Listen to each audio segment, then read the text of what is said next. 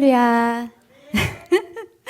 잊을만 하면 등장하는 GT 편집장 배전입니다. 반갑습니다. 목사님께서 안식월을 가시게 되어 부족한 제가 다시 이 자리에 서게 되었습니다. 최선을 다해서 준비하고 그리고 이어지고 있는 사도행전의 말씀이 실제가 되어지게 하실 하나님 말씀의 선포와 그 말씀을 이루실 성령의 역사를 기대하며 오늘 주시는 하나님 말씀 증거하도록 하겠습니다. 이번 주 GT 본문에서는 초대교회에 성령이 임하시고 성령 공동체로 세워져가는 기록들을 묵상하고 있습니다. 오늘 새벽 말씀에 아나니아와 삽비라 부부는 경쟁심과 허영심으로 성령을 속이는 거짓행위로 인해 심판받게 되었습니다. 이처럼 성령의 강력한 역사가 이어지고 있는 말씀인 내일 GT 본문 보도록 하겠습니다. 저희 5장 17절에서 18절 말씀 같이 읽겠습니다. 대제사장과 그와 함께 있는 사람, 즉 사두개인의 당파가 다 마음의 시기가 가득하여 일어나서 사도들을 잡아다가 옥에 가두었더니 아나니아와 삽비라의 거짓으로부터 교회가 정화되어 거룩해지자 더욱 강력한 성령의 능력으로 많은 기적들이 나타나게 되었습니다. 육적, 영적인 치유가 일어나면서 사람들은 교회를 더욱 칭송했고 이것은 교회의 폭발적인 성장으로 이어지게 되었습니다. 교회에 대한 백성들의 칭찬과 교회의 성장이 종교 지도자들의 귀에도 들어가게 되었는데요. 이때 그들의 마음엔 시기심이 가득하게 되었습니다. 그래서 대제사장 및 사두개파 모두 한마음이 되어 사도들을 잡아 다시 감옥에 가두었습니다. 이어지는 19절에서 21절 말씀 같이 읽겠습니다. 주의 사자가 밤에 옥문을 열고 끌어내어 이르되 가서 성전에 서서 이 생명의 말씀을 다 백성에게 말하라 하매 그들이 듣고 새벽에 성전에 들어가서 가르치더니 공회와 이스라엘 족속의 원로들을 다 모으고 사람을 옥에 보내어 사도들을 잡아오라 하니 그날 밤 하나님께서는 천사를 보내 닫힌 옥문을 열고 사도들을 끌어내어 그들에게 생명의 말씀을 전하라고 명령하셨습니다. 옥에서 나온 사도들은 그 길로 즉시 성전으로 가 새벽부터 예수의 복음을 전하고 가르쳤습니다. 이 사건은 하나님께서 사도들의 사명을 일깨워 주신 것이자 하나님께서 시작하신 일은 어느 누구도 어떠한 것으로도 방해할 수도 막을 수도 없다는 것을 보여주고 있습니다. 모든 이들에게 영생의 말씀이 증거되게 하기 위해서 하나님께서는 오늘도 친히 돕는 천사를 보내시며 열린 문을 우리에게 허락하고 계십니다. 여기서 잠시 하나님께서 우리에게 돕는 천사를 보내시고 열린 문을 주시는 것에 대해서 생각해 보려 합니다. 왜 이런 말씀을 접할 때 문제를 단칼에 해결해 주는 하나님의 천사와 굳게 닫힌 옥문이 열리는 그 기적이 내게도 일어나기를 기대하며 기도하게 됩니다. 성경에는 개인적인 필요와 태산 같은 문제를 해결하시는 하나님의 수많은 기적들이 기록되어 있는 것처럼 실제 우리의 삶에도 크고 작은 하나님의 기적들이 기록되어 있습니다. 그러나 오늘은 본문에 계시된 하나님의 초월적인 능력이 아니라 성령의 권능이 역사하신 그 이유에 대해 이 시간 초점을 맞췄으면 합니다. 바로 그것은 예수의 복음을 증거하기 위한 것이라고 분명하게 보여주고 있습니다. 다시 말해, 단지 개인의 필요와 간구를 해결하기 위해 기적을 일으키신 것이 아니라는 것입니다. 우리는 많은 경우 내게 있는 문제를 해결하기 위해 주님 앞에 나옵니다. 물론 그로 인해 우리가 기도하는 것을 하나님은 기뻐하시며 그 필요를 채워주시는 것을 즐거워하십니다. 그리고 자녀된 우리가 아버지께 구하는 것은 당연한 것입니다. 그러나 그때 하나님께서 우리의 삶에 개입하심으로 기적을 일으키시는 이유는 단순히 문제가 해결되고 그로 인해 우리가 잠시 자유와 기쁨을 누리게 하는 것이 아니라 그 사건을 통해서 하나님을 경험하고 경외함으로 그 하나님을 증거하는 삶으로 변화되는 것. 그것이 바로 기적의 본질입니다. 단순히 기적 자체가 목적이라고 한다면 이 땅에서 우리가 경험하는 모든 기적은 실은 한 발자국 떼어서 저희 좀 더 길게 보면 어찌 보면 그건 참된 기적이 아닐 수도 있습니다. 왜 가령 불치병에 걸린 자가 살아나게 되는 것도 일시적인 현상인 거죠. 영원히 사는 거 아니잖아요. 그쵸? 그리고 건강이나 관계, 물질이나 직업 등 어떠한 상황의 문제가 해결된 것 같지만 저희 보잖아요.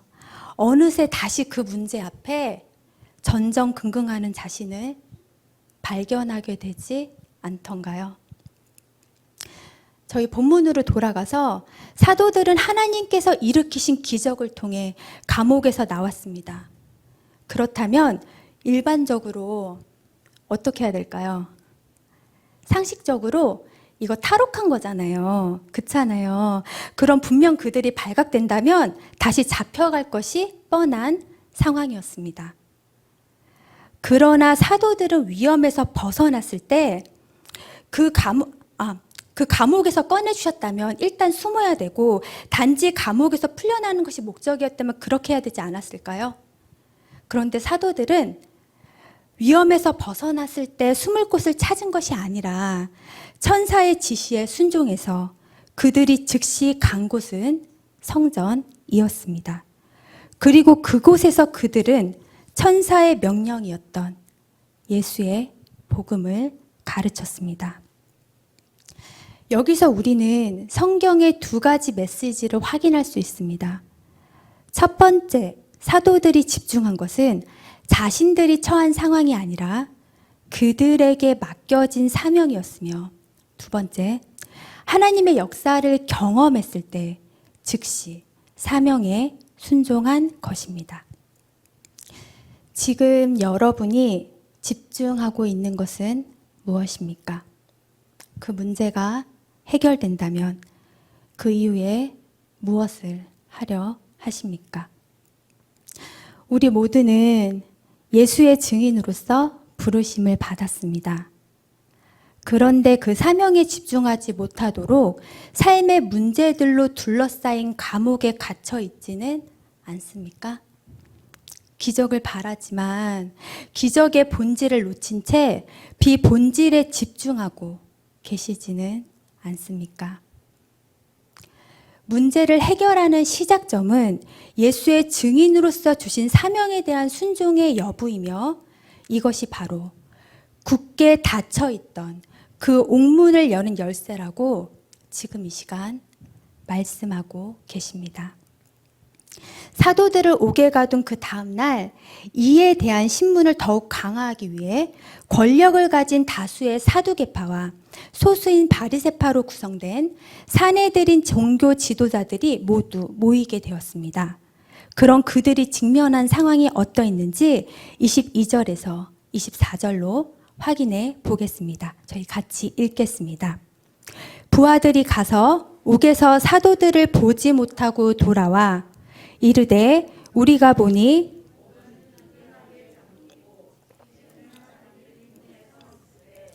문을 열고 본즉 그 안에는 한 사람도 없더이다 하니 성전 맡은 자와 제사장들이 이 말을 듣고 의혹하여 이 일이 어찌 될까 하더니 사내들인 회원들이 다 모인 상황에서 사도들을 잡아오라고 명령하며 기다리던 그들이 듣게 되었던 소식은 분명 감옥은 굳게 잠기고 지키는 사람들도 있었는데 그 문을 열고 보니 사도들은 단 한 명도 없더라는 것입니다. 그 소식을 전달받은 종교 지도자들은 몹시 당황하게 되었습니다. 있을 수 없는 일이 벌어진 거죠. 여기에서 종교 지도자들은 하나님께서 일으키신 이 기적에 대해 사도들을 옥에 가둔 그들의 행위가 하나님을 대적하고 있는 신호였던 것을 눈치챘어야 했습니다. 그러나 이들은 자신들이 하나님을 대적하고 있다는 경고를 받아들이는 것은 고사하고 그들의 마음을 더욱 강팍하게 가졌습니다. 여기서 우리는 은혜로우신 하나님께서 바로 징계하지 않으시고 돌이킬 수 있는 기회를, 회개할 수 있는 기회를 주시는 것과 교만에 사로잡혀 있다면 그 기회를 놓치게 되는 것을 확인할 수 있습니다. 마음을 더욱 강팍하게 했던 유대 지도자들은 옥에서 사라진 사도들이 성전에 서서 백성들을 가르친다는 소식을 듣게 되었는데요. 저희 25절부터 28절까지 함께 읽겠습니다. 사람이 와서 알리되 보소서 옥에 가두었던 사람들이 성전에 서서 백성을 가르치다 하니 성전 맡은 자가 부하들과 같이 가서 그들을 잡아왔으나 강제로 못함은 백성들이 돌로 칠까 두려워함이더라. 그들을 끌어다가 공회 앞에 세우니 대제사장이 물어 이르되 28절까지 볼게요. 이르되 우리가 이 말씀 이름으로 사람을 가르치지 말라고 언금하였을 때 너희가 너희 가르침을 예루살렘에 가득하게 하니 이 사람의 피를 우리에게로 돌리고자 함이로다. 사내들이는 성전에서 백성들에게 예수의 복음을 가르치던 사도들을 다시 잡아와서 두 가지 트집을 잡아 신문했습니다.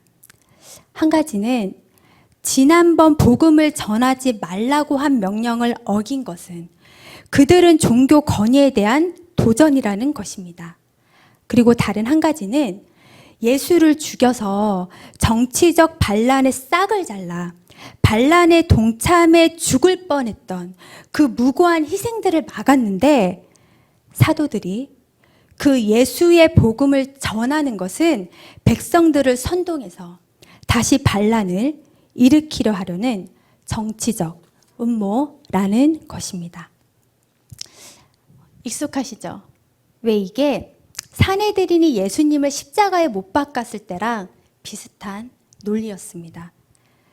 유대 지도자들은 경이적인 성장을 보이는 교회와 백성들의 칭송을 받는 사도들에 대한 질투심과 자신들의 지위를 보존하기 위해 그럴듯한 거짓 명분을 내세우며 사탄의 하수인 노릇을 이처럼 하고 있던 것입니다. 이에 대해 베드로와 사도들은 다음과 같이 자신들의 입장을 밝히고 있습니다. 저희 29절에서 31절 함께 읽겠습니다. 베드로와 사도들이 대답하여 이르되 너희가 나무에 달아 죽인 예수를 우리 조상의 하나님이 살리시고 이스라엘에게 회개함과 죄사함을 주시려고 그를 오른손으로 높이사 임금과 구주로 삼으셨느니라. 사내들인 공회가 내세운 첫 번째 주장인 권위에 대한 도전에 대해 베드로와 사도들의 답변은 사람보다 하나님께 순종하는 것이 마땅하니라며 이에 대해서 반박했습니다. 즉 사내들인이 바른 기관이라면 하나님의 명령에 순종하도록 돕는 하위 기관인데 그들의 역할이 잘못되었기 때문에 사도들의 행위는 그보다도 높은 권위이신 하나님께 대한 순종에서 비롯된 것이라고 이야기합니다. 그리고 이어서 예수님을 정치적 반란의 주동자로 말한 것에 대해서는 예수는 너희가 죽였지 않느냐. 그런데 그를 하나님께서 살리셨다. 그리고 예수의 복음이란 회개함과 제사함을 주시는 것이고 예수 그리스도는 온 우주를 다스리는 하늘의 임금이자 구주로 우리 가운데 오셨다라고. 니들이 말하는 겨우 이 세상 권력을 쥐기 위한 그런 저급한 반란과는 전혀 상관없는 부활하시고 승천하신 하늘의 왕이신 예수 그리스도의 복음을 전한다라고 하면서 정치적 음모에 대해서 명확하게 배격했습니다. 마지막으로 저희 32절 읽겠습니다. 우리는 이 일의 증인이요 하나님이 자기에게 순종하는 사람들에게 주신 성령도 그러하니라 하더라. 사도들은 지금까지 자신들의 이야기가 지어낸 말이 아니라 자신들을 통해 일어났던 표적들이 하나님께 순종하는 자에게 주시는 성령의 증거이며 성령께서도 그 증인임을 분명하게 선언하고 있습니다. 여기서 우리는 베드로와 사도들이 저들로 할 말이 없게 하나님의 지혜를 가지고 명확하게 대처하는 모습을 보게 됩니다. 하나님께 순종하는 자는 이처럼 당당할 수 있지만 하나님의 뜻을 대항하는 자는 당황할 수밖에 없고 두려워할 수밖에 없고 어리석을 수밖에 없음을 보게 됩니다.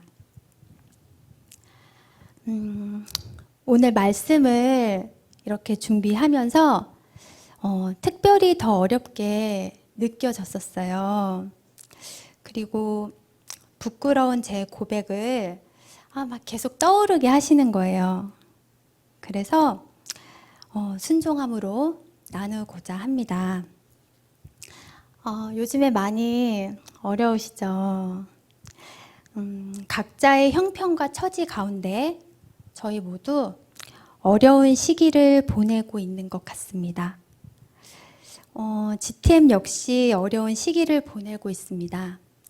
워낙 출판업은 사양 산업인지라 늘 어려웠었거든요. 코로나 팬데믹의 직격탄을 GTM도 피할 수가 없었고 교회에서의 집합 금지 명령이 내려지게 되면서 GT나 교재 등의 수요처가 아예 막혀버렸기 때문에 늘 어려웠지만 더 어려운 시기를 같이 지나고 있습니다. 지금도 그렇지만 시간을 거슬러서 저는 2018년도 이야기로 지금 넘어가고 있어요. 그때부터 GTM은 운영 자체가 너무 어려운 상황이었거든요. 왜 가령 내일 인쇄비를 줘야 되는데 인쇄비가 없는 거예요. 내일 급여를 줘야 되는데 월급 줄 돈이 없는 거예요. 그래서 거래대금을 줘야 되거나 급여 날이 가까워오잖아요. 그러면 하나님 앞에서 울기만 했어요. 이거 제가 아무리 열심히 한다고 해결될 게 아닌 거예요. 분명 하나님이 시작하신 사역이고, 그런데 이렇게 전전긍긍하는 현실이 너무 서럽고 서글프고 여러 가지 속상한 마음들로 하나님 앞에서 울기만 했던 것 같습니다. 그런 상황에서 2018년도 12월 금요 부흥 집회 때 야고보서 말씀을 듣는 중에 지금 방장로님 계신 그 자리쯤이었거든요. 그때 하나님께서 제게 탐욕이다 라고 하시는 거예요. 마음이 실은 무너졌어요. 일방적으로 생각하기에는 필요를 채워달라는 거잖아요. 그리고 저희 톡 까놓고 말해서 제 주머니 채워달라고 그런 것도 아니었잖아요. 그런데 하나님께서는 제게 탐욕이라고 하셨고 그 지적 앞에 제가 엄청 오열하며 회개했던 기억이 있습니다. 그런데 정확하게 제가 그 탐욕의 의미가 무엇인지 모르는 상태로 시간이 흘렀고 한 번씩 그게 떠오르긴 했지만 그냥 그렇게 지나갔어요. 그러다가 바로 오늘 이 말씀을 준비하면서 깨닫게 되었습니다. 저는 GTM에서 때마다 기적처럼 재정을 채워주시는 놀라운 하나님을 경험했습니다. 전날까지 분명히 재정이 없었거든요.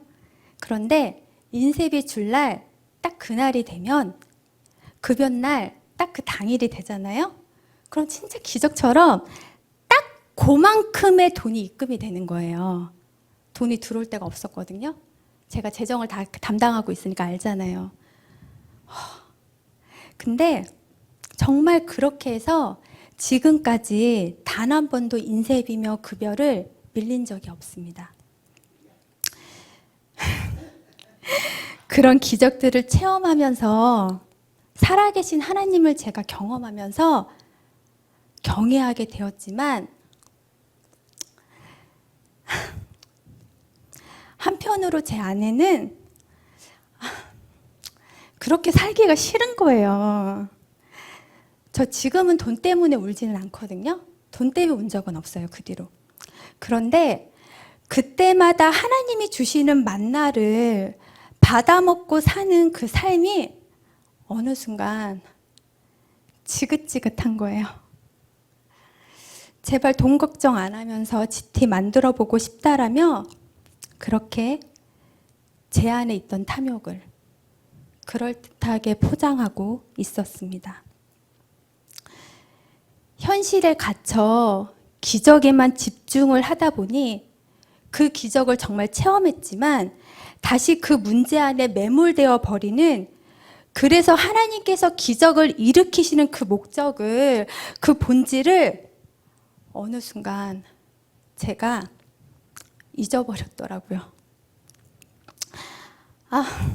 진짜 너무 부끄러운 고백인데 이것이 하나님께서 제게 지적하셨던 탐욕이었고 성령의 역사를 방해하는 거짓 명분이었습니다. 오늘 말씀을 준비하는 제게 물어보시는 거죠. 기적에 집중하지 않고 예수의 증인된 사명에 집중하겠냐고. 제가 순종하지 않고 이 말씀을 전하면 위선이고 위증인 거잖아요. 말씀을 정리하겠습니다.